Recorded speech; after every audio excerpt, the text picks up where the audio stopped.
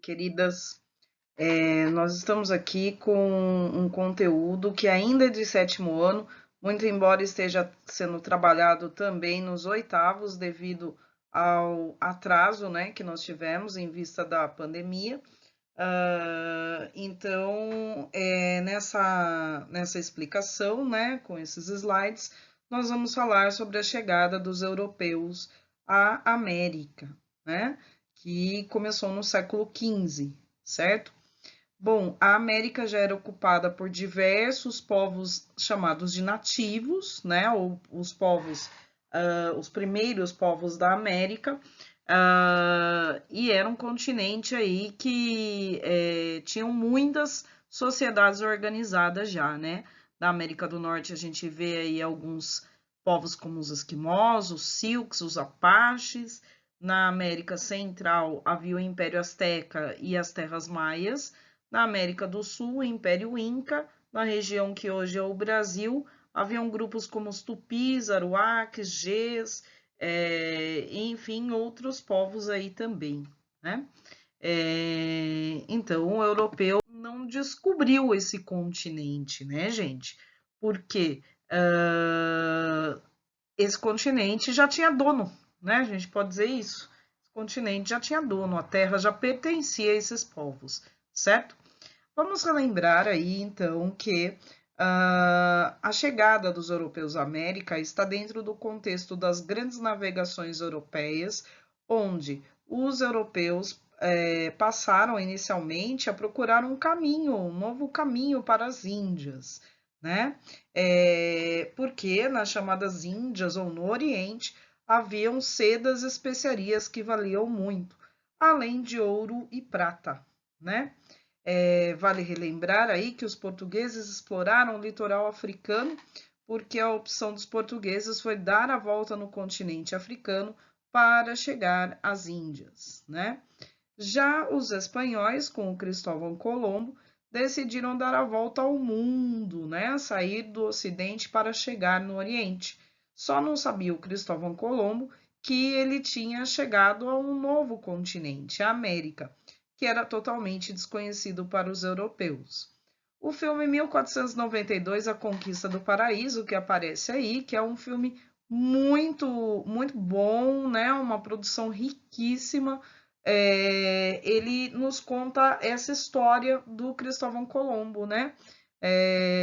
Justamente desde ele convencer aí os reis espanhóis a deixarem ele empreender essas viagens, né, até a chegada à América e os primeiros tempos aí dessa colonização espanhola. Vale a pena ver, viu, gente? E tem no YouTube gratuitamente. Mas então vamos lembrar disso daí, né? Não houve esse descobrimento da América, não houve descobrimento do Brasil, e os próprios colonizadores, ou Colombo, né, pelo menos, o que chegou primeiro à América, não viu isso como um descobrimento, né? Descobrimento, na verdade, é um termo, uma ideia eurocêntrica, né? É a ideia de que a Europa era o continente mais desenvolvido, o centro do mundo, né?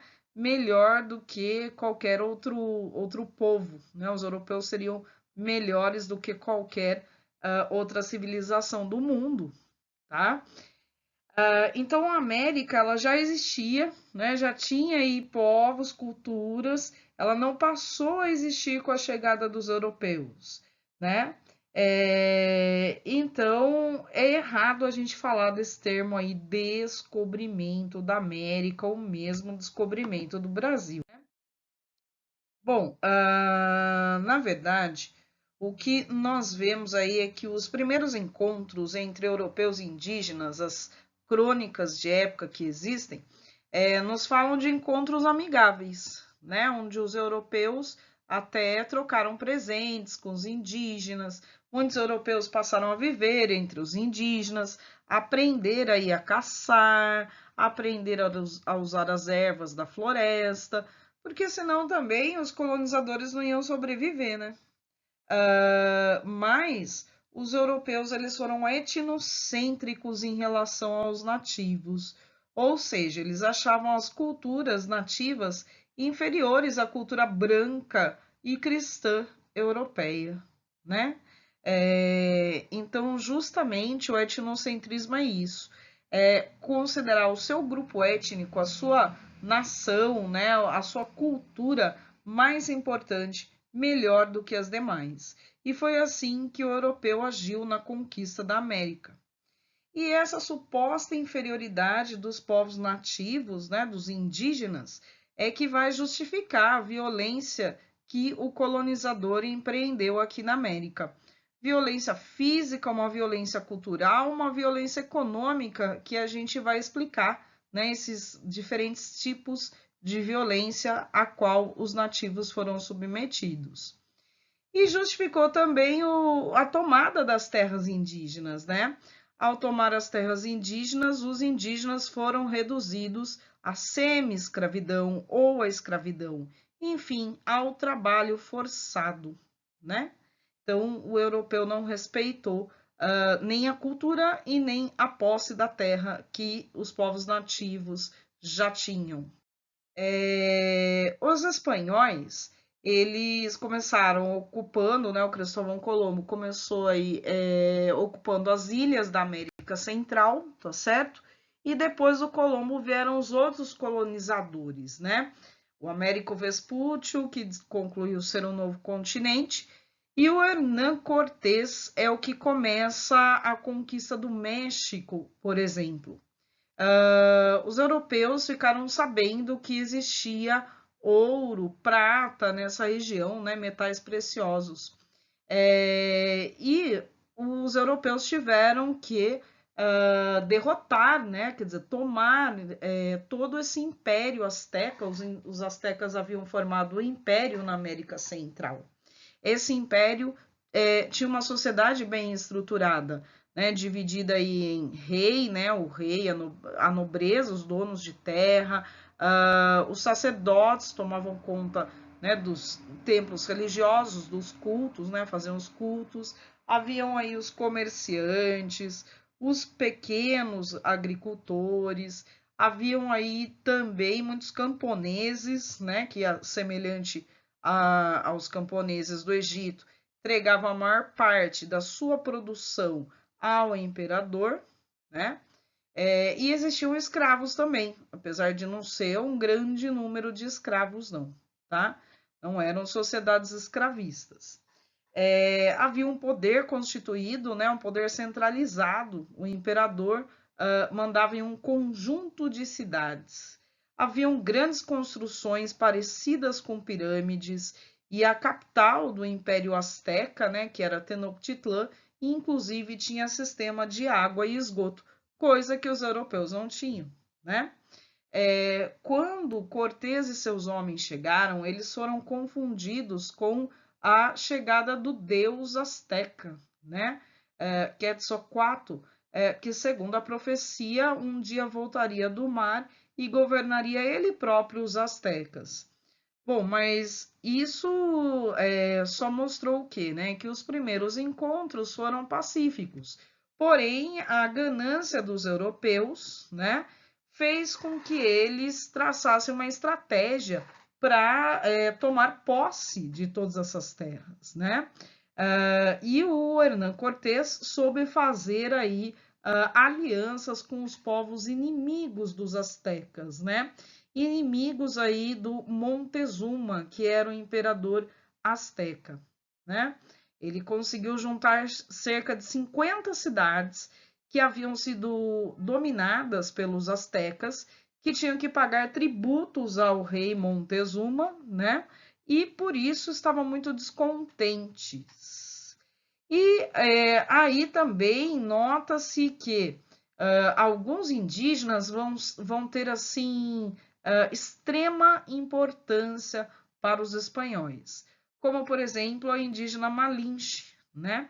Ela era escrava dos maias e foi entregue como presente aos espanhóis e se tornou a primeira intérprete dos espanhóis e posteriormente companheira do Hernán Cortés, certo?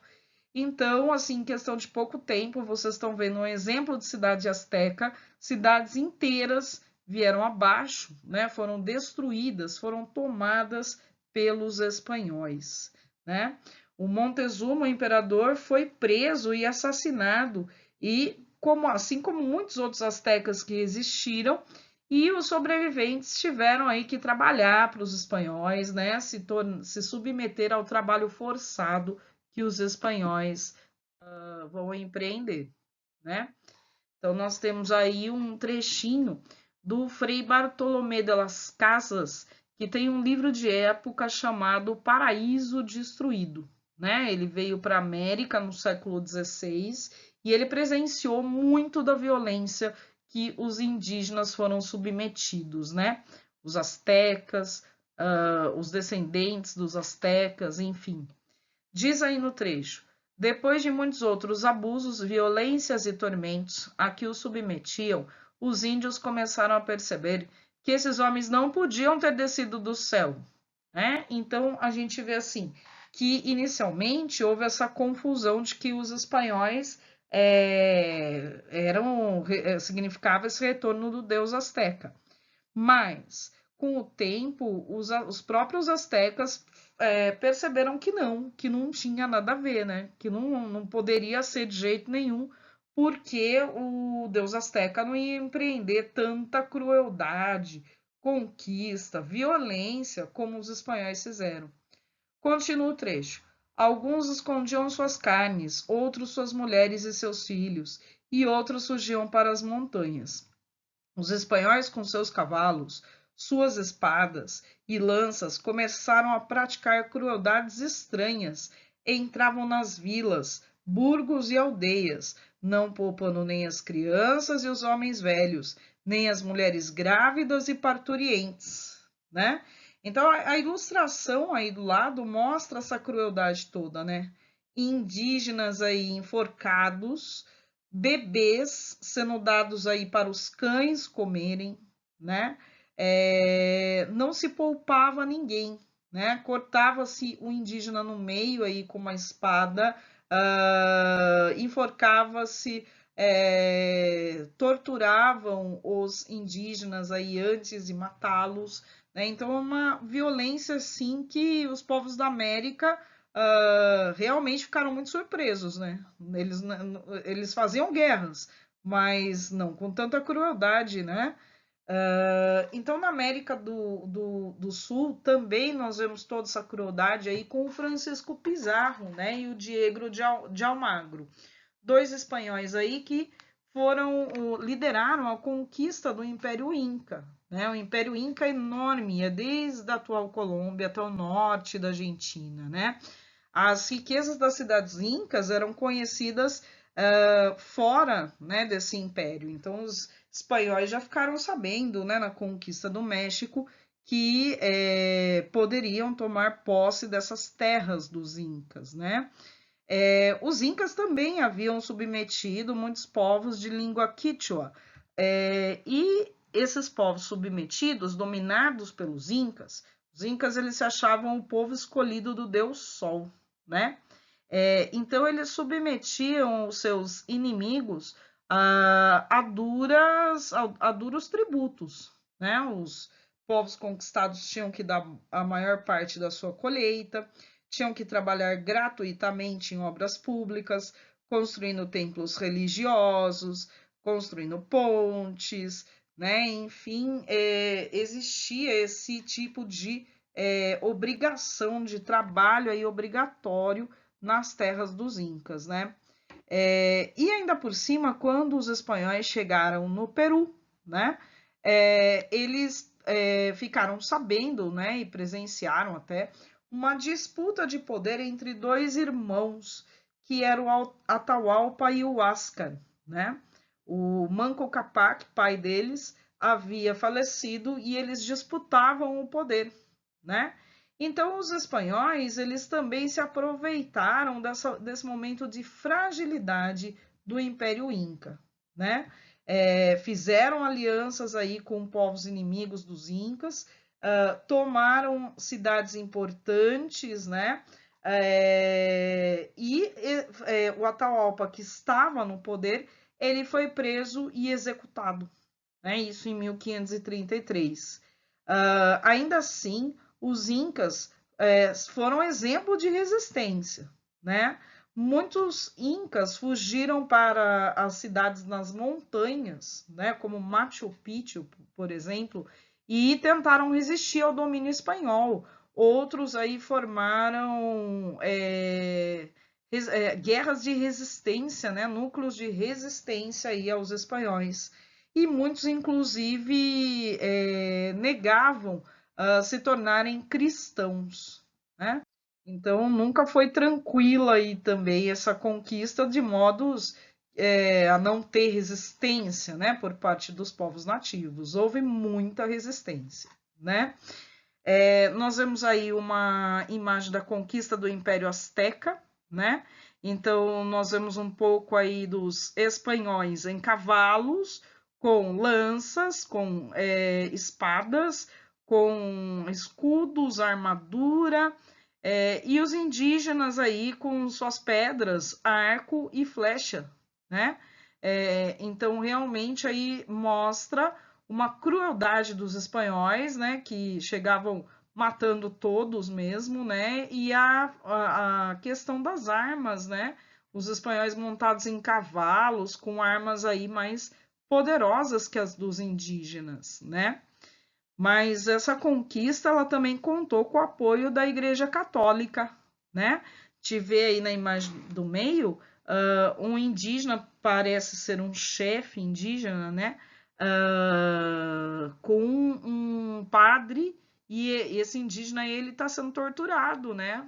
Provavelmente depois matá-lo, e o padre então provavelmente está aí junto, talvez tentando convencer o indígena a se submeter pacificamente, a se tornar cristão, né? Enfim, mas a igreja realmente esteve aí sempre justificando esse processo de posse da terra, essa conquista que os europeus fizeram da América, né? A gente vê aí o trabalho forçado dos indígenas. Então, com o tempo, o filme 1492 mostra isso também, tá? Com o tempo se estabeleceu um trabalho forçado em que, se os indígenas não trouxessem, por exemplo, a prata, né, no Peru, no México, eles tinham as mãos cortadas, né? Então, se eles não obedecessem aos colonizadores, eram submetidos aí a uma espécie de tortura mesmo. Os portugueses chegaram ao Brasil em 22 de abril de 1500. Essa é a data oficial do descobrimento do Brasil, certo? O navegador português que liderava aí essa expedição era o Pedro Álvares Cabral, certo? E ele veio com 13 caravelas e 1.500 homens. Era a maior esquadra que Portugal já tinha formado até então. Nós vemos aí no mapa a seta em vermelho, que é a viagem do Cabral. Olha o quanto que ele se desviou da costa africana, né? Então, assim, durante muito tempo, a versão oficial do Cabral ter vindo ao Brasil é que os portugueses vieram por acaso, eles chegaram por acaso aqui devido a uma tempestade que desviou-os do litoral africano, certo? Mas essa versão foi bastante questionada já pelos historiadores, porque esse desvio de cerca de 3.000 quilômetros em mar aberto, de jeito nenhum aí, né, que foi uma tempestade, né? Tipo, não cola mais. Então, isso daí é um indício do projeto português de ocupação das terras a leste do Tratado de Tordesilhas. Lembrando que o Tratado de Tordesilhas é de 1494. Então, os portugueses eles se prepararam mesmo para vir tomar posse das terras que estivessem a leste do Tratado de Tordesilhas, certo? Não foi por acaso, foi uma chegada programada com todo. Bom, então, quando os portugueses chegaram aqui, o Brasil já era habitado por diversos povos nativos, como a gente já viu no começo, né? Haviam cerca aí de 4 milhões de pessoas, mais de 1.000 grupos indígenas, né? E cerca de 1.300 línguas, né? Então, o Brasil também assim como a América Espanhola já era todo ocupado. Os portugueses, quando chegaram aqui, o primeiro contato foi com os povos tupis, né? Os tupis que chamavam o Brasil de Pindorama, né? Esse foi o primeiro nome do Brasil e não a terra de Vera Cruz, aí, como o Cabral vai nomear, né? Os primeiros contatos parecem ter sido amigáveis, né? Apesar deles se estranharem, foi um enorme estranhamento, né? Os portugueses aí olharam para os indígenas seminus, né? Com rostos pintados, cocares, né? Penas aí pelo corpo pintado, né? E estranharam bastante a aparência dos indígenas. E os indígenas também estranhavam aí os europeus, barba longa, né? Cabelo longo, todos vestidos assim dos pés à cabeça, né? Roupas estranhas. Então houve um grande estranhamento, mas houve trocas aí de presentes, tentou-se assim decifrar o que os indígenas falavam, né? Mesma coisa aí os portugueses. Enfim, os primeiros contatos foram pacíficos, né? E existe um documento que fala dessa chegada aí dos portugueses. O Pero Vaz de Caminha era o escrivão da esquadra do Pedro Álvares Cabral, né? Então ele escreveu uma carta ao rei relatando todos os pormenores da viagem. Então a carta do Pero Vaz de Caminha é a primeira fonte histórica escrita da história do Brasil, né? Então, esse documento é de grande importância. A carta ela ficou guardada, ela só foi achada no início do século XX e até hoje ela abre polêmicas, né? Então, diz lá um dos parágrafos, né? Eu fiz um recorte de trechos aqui da carta, tá? Neste mesmo dia, a horas de véspera, houvemos vista de terra, a saber, primeiramente de um grande monte, muito alto e redondo, e de outras serras mais baixas ao sul dele, e de terra chã, com grandes arvoredos, ao qual monte alto o capitão pôs o nome de o Monte Pascoal, e a terra de Vera Cruz. Então você veja aí, né, que os portugueses dão nome, né, a essa terra, mesmo sem saber, aliás, se ela já era habitada, né? Então por que eles fazem isso, né? Quando você chega numa terra e você vai dando nome à terra, é porque você quer tomar posse, né? Você não tá nem aí se a terra tem dono ou não. Essa terra vai ser sua, né? Então é basicamente aí o que os portugueses queriam, tomar posse da terra. Aí continua a carta. A feição deles é serem pardos, um tanto avermelhados, de bons rostos e bons narizes, bem feitos. Andam nus, sem cobertura alguma, nem fazem mais caso de encobrir ou deixar de encobrir suas vergonhas do que de mostrar a cara. Acerca disso, são de grande inocência. Ambos traziam o beiço de baixo furado e metido nele um osso verdadeiro, de comprimento de uma mão travessa, e da grossura de um fuso de algodão, agudo na ponta como um furador. Metem-nos pela parte de dentro do beiço, e a parte que fica entre o beiço e os dentes é feita a modo de roque de xadrez. E trazem-no ali encaixado de sorte que não os magoa, nem lhes põe estorvo ao falar, nem ao comer e ao beber, né? Eles não sentem dor e eles falam normalmente, comem, bebem, né? Com esse osso aí que sai da parte de dentro e que eles podiam ver, né? De fora, aqui no queixo, né? No beiço dos indígenas. Os cabelos deles são corredios e andavam tosquiados, de tosquia alta antes do que sobrepente, de boa grandeza, rapados todavia por cima das orelhas. Tosqueado significa o quê, né? Você, quando tosquia um animal, você tira o pelo dele, né? Quer dizer que os índios tinham pouquíssimos pelos no corpo ou nenhum, né?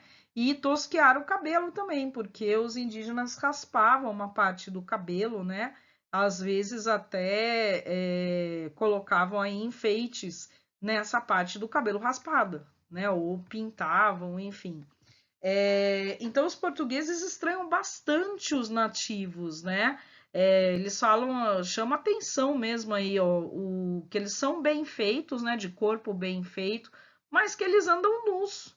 Lógico, a nudez era pecado, né, para a Igreja Católica, certo? Mas ele diz que assim eles andam desse jeito e são inocentes, né?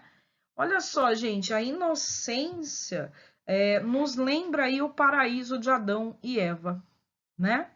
Então, se a gente pensar que nas grandes navegações haviam navegadores que imaginavam encontrar um paraíso terrestre cheio de ouro e prata, onde ninguém iria precisar trabalhar, né? Talvez o Brasil fosse esse paraíso, até porque tinha aqui gente de grande inocência, né? Que eram esses indígenas, certo?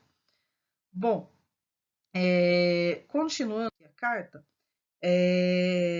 nós vemos aqui também uma outra descrição, uma outra parte da carta que descreve o seguinte: o capitão, quando eles vieram, estava sentado em uma cadeira, aos pés uma alcatifa por estrado, e bem vestido com um colar de ouro muito grande, que quer dizer muito grande, ao pescoço. E Sancho de Tovar, e Simão de Miranda, e Nicolau Coelho, e Aires Correia, e nós outros que aqui na nau com ele íamos, sentados no chão nessa alcatifa. Acenderam-se tochas, e eles entraram, mas nem sinal de cortesia fizeram, nem de falar ao capitão, nem a alguém. Todavia, um deles fitou, né, quer dizer, olhou o colar do capitão, e começou a fazer acenos com a mão em direção à terra, e depois para o colar, como se quisesse dizer-nos que havia ouro na terra.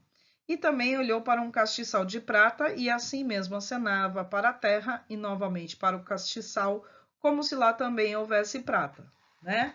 Então, olha só, o gesto dos indígenas talvez não fosse para querer dizer que havia ouro e prata, né? Mas o que os portugueses esperavam encontrar nas novas terras? Eles esperavam encontrar riquezas, né? Por isso eles interpretam dessa maneira, certo? E aqui um trecho da questão religiosa aí na conquista. Ao domingo de Pascoela, pela manhã, determinou o capitão ir ouvir missa e sermão naquele ilhéu. Enquanto assistimos à missa e ao sermão, estaria na praia outra tanta gente, pouco mais ou menos, como a de ontem, com seus arcos e setas, e andava folgando, né? Quer dizer, e andava mexendo com eles, assim, né? Tipo, observando eles, tá? E olhando nos sentaram, e depois de acabada a missa, quando nós sentados atendíamos a pregação, levantaram-se muitos deles e tangeram corno e buzina e começaram a saltar e dançar um pedaço, tá? Aqui, olha só, essa pintura dessa primeira missa rezada no Brasil, né? Será que corresponde a essa descrição, né? Nós vemos aí indígenas assistindo, muitos portugueses. Os indígenas aí, eles olham com curiosidade, não sabem o que está acontecendo, né? E talvez não corresponda exatamente à realidade, né? Mas também não quer dizer que os índios estavam aceitando a religião católica, não, né? Eles estavam assim olhando curiosamente, né? Para ver o que eles estavam fazendo, tá?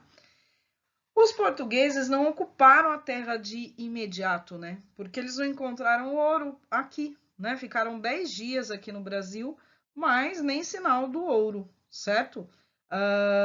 A coroa portuguesa, durante esse tempo em que os portugueses não ocuparam, né? Os portugueses só vão ocupar de fato o Brasil a partir de 1532. Então, o rei de Portugal manda algumas expedições para estudar a costa brasileira, para tentar conseguir alguma riqueza, né, alguma vantagem aqui no Brasil, certo? Como falamos, os primeiros contatos aí até as imagens mostram, né, muita curiosidade estranha, mas foram pacíficos.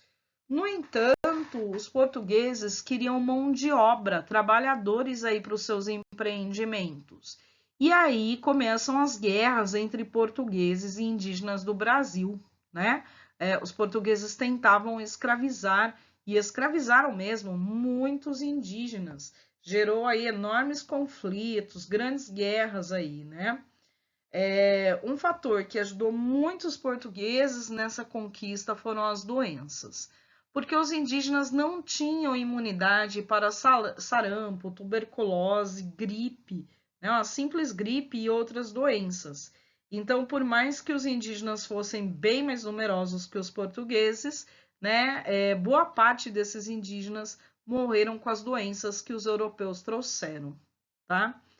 O fato dos indígenas estarem espalhados em inúmeras aldeias ao longo do território brasileiro, tá? Eles não tinham um governo único, centralizado, né? Eram várias aldeias, um conjunto de aldeias aí era uma tribo, né? Que daí seria uma etnia indígena, depois já existia uma outra etnia, né? Então não havia um governo único. E aí isso dificultava uma ação coordenada, maciça, que pudesse expulsar os portugueses do Brasil, né? Tá, que essa conquista da América ela não se deu apenas como uma ação de dominação, né? Ela se deu aí com a concordância da Igreja Católica, né? A justificativa religiosa foi muito importante aí para empreender esse processo de conquista das terras americanas, certo? Os espanhóis viam, por exemplo, sacrifícios humanos, como os que os maias faziam, né? Sacrificavam seus prisioneiros de guerra, tá? Arrancando o coração, mostravam para o prisioneiro de guerra antes dele morrer, né? Nos últimos segundos. Faziam sacrifícios de animais, imperadores, nobres, incas, maias, astecas tinham várias esposas, né? Isso era proibido aí na cultura católica, né? A poligamia, o hábito de ter aí várias esposas, vários maridos, era proibido, né? Muitos hábitos e costumes aí, como a questão de festas, de bebidas, né, invocação dos deuses, eram considerados aí sinais de barbárie, selvageria pelos europeus, né? Os europeus achavam esses povos incivilizados e bárbaros. E por isso a igreja vai dizer que ao se tornar cristãos, eles seriam civilizados, adotariam os hábitos europeus, né? Então, a igreja sempre justificou, né, essa conquista. Aqui no Brasil, a nudez dos índios, também havia poligamia e o canibalismo eram com certeza sinais de inferioridade, né? Os índios daqui do Brasil também eram politeístas, né? O canibalismo, por sua vez, é o hábito de comer carne humana, né? Não é que os indígenas aí comiam carne humana ao invés de caçar animais, né? Não é isso, uma coisa não substitui a outra, porque esse hábito de comer carne humana era, na verdade, um ritual, né? Um ritual que os povos do Brasil faziam de sacrifício do prisioneiro de guerra para vingar os ancestrais, né, mortos em guerra, certo? E aí, quando esse prisioneiro de guerra era sacrificado, um pedaço da carne dele tinha que ser comido por todas as pessoas da aldeia, que era para adquirir a força, a coragem, a inteligência desse inimigo, né? Então, era para adquirir as características positivas desse prisioneiro de guerra sacrificado, tá? Mas os padres católicos viram isso como grande sinal de inferioridade, né? Os governantes europeus enviaram missionários para a América, não apenas os jesuítas, mas os jesuítas aí certamente foram o maior grupo, né? A Ordem de Jesus ela surgiu aí durante a Contra-Reforma Católica e os jesuítas se prontificavam a serem soldados de Cristo e levar a verdadeira religião, né? O catolicismo para todos os povos, inclusive conseguindo novos fiéis para a Igreja Católica, que estava perdendo muitos fiéis, certo? Então, esses missionários cristãos, né, católicos, combatiam os costumes indígenas, né, pretendiam aculturar esses índios, né, ou seja, tirar-lhes aí os seus hábitos culturais, como a nudez, a poligamia, o politeísmo e o canibalismo, né, e inclusive criaram aí missões jesuíticas, né, aldeias aí que os padres jesuítas controlavam, para fazer isso, né, para acabar com esses costumes indígenas. Bom, então, assim, uma pergunta que fica de todo esse empreendimento de conquista é o seguinte: como é que tão poucos europeus, né? O Hernán Cortés, por exemplo, chega com 200 homens, né, ao México, e os indígenas eram milhões, né? Quer dizer, como é que tão poucos europeus conseguiram conquistar um continente habitado por milhares de povos nativos, né? Uma quantidade muito maior aí de nativos aqui na América do que de espanhóis, né? Como que isso foi possível, né? Então vamos sistematizar isso que a gente falou, certo? Em primeiro lugar, porque esses colonizadores, apesar de serem numericamente inferiores aos indígenas, eles tinham armas de fogo, tá? Eles tinham mosquete, eles tinham arcabuz, eles tinham o canhão. O canhão, ele permitia aí que não se entrasse em combate corpo a corpo, né? Essas armas de fogo aí, elas eram eficientes antes do combate corpo a corpo, tá? Contra os indígenas. Mais o canhão aí do que o arcabuz, o mosquete aí que tinha que carregar com pólvora a cada tiro, né? Os cavalos e cães de caça serviam como verdadeiras armas, né?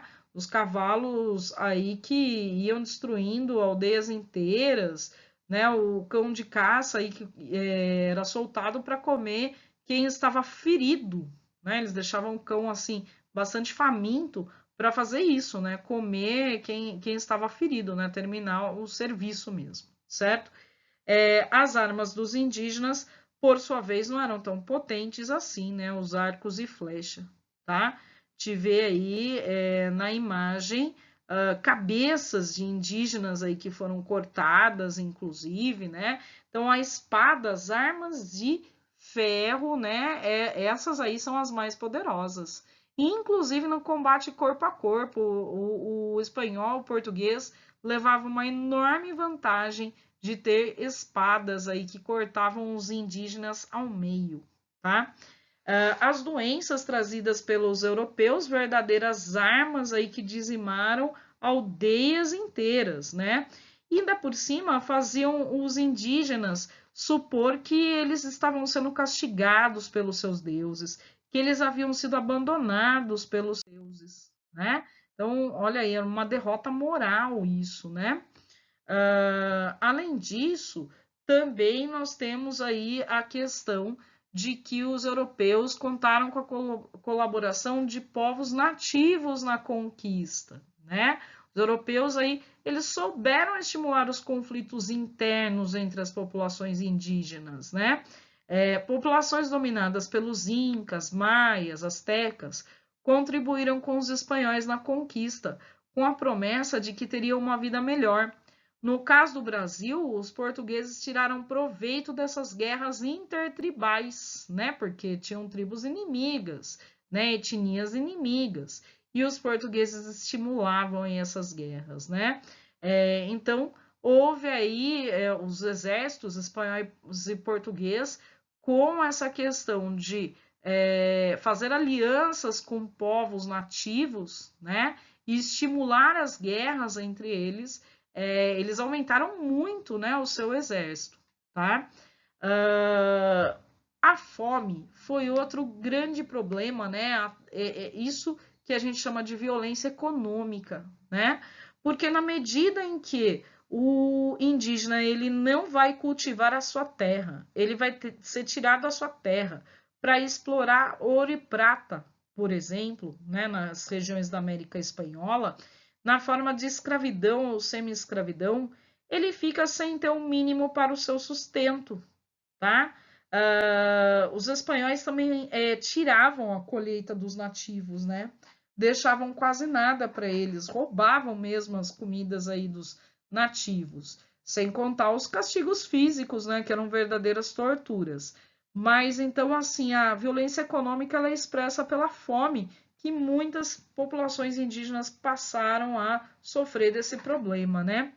E a violência cultural completa esse quadro de conquista, porque os europeus impõem essa derrota moral aos nativos, né? E aí a imposição, né, da religião católica, ao mesmo tempo aí em que se combatiam os costumes indígenas, né? Como o canibalismo, a nudez, a poligamia, os sacrifícios, né, para os deuses,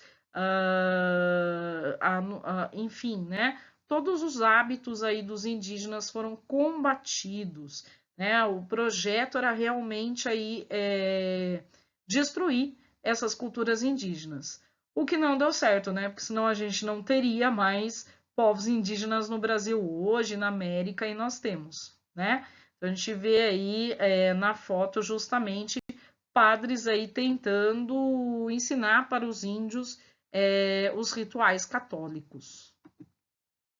Bom, mas os povos nativos eles não foram totalmente dominados e existe muita cultura indígena ainda, né?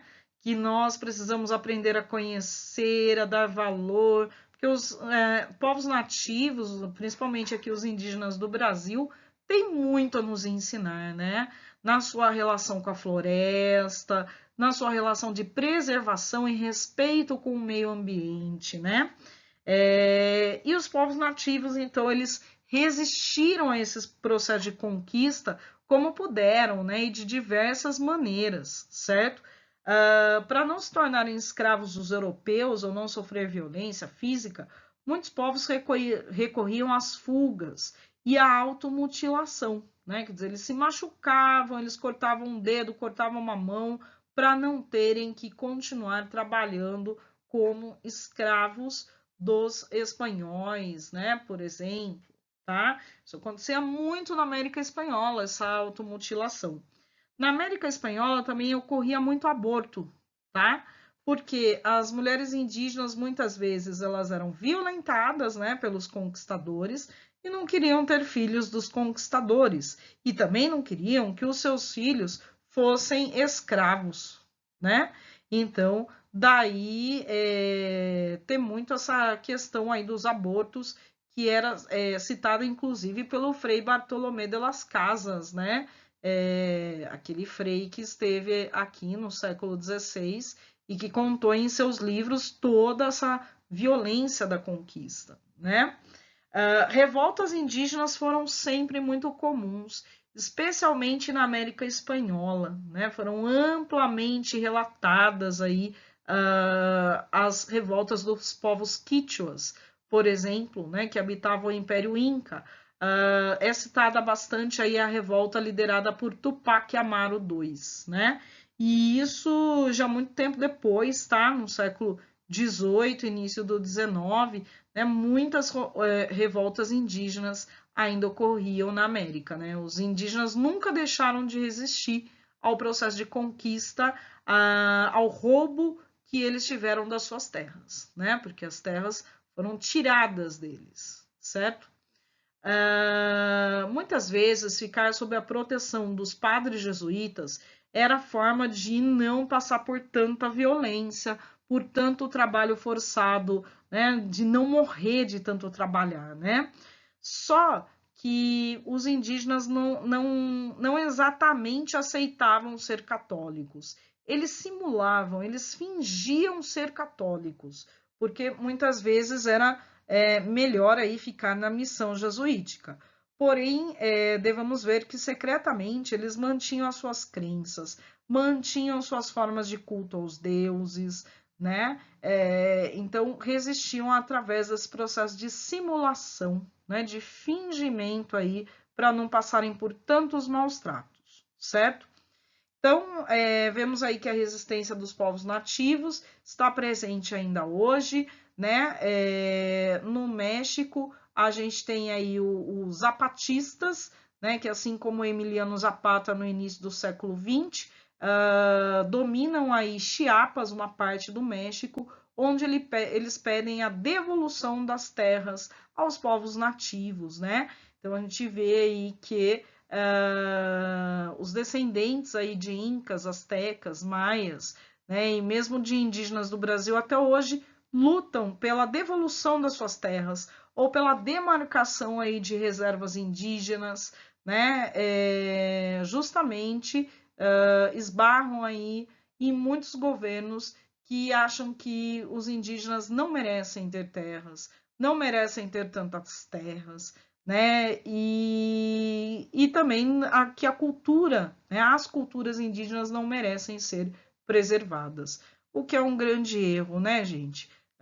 Na verdade, nós precisamos preservar aí essas culturas ancestrais, né? E precisamos aí saber conviver com a diversidade, né? A diversidade cultural que forma aí o nosso país, que forma os países da América, né? Bom, então eu fico por aqui, né? E muito obrigada aí pela atenção de vocês. Grande abraço!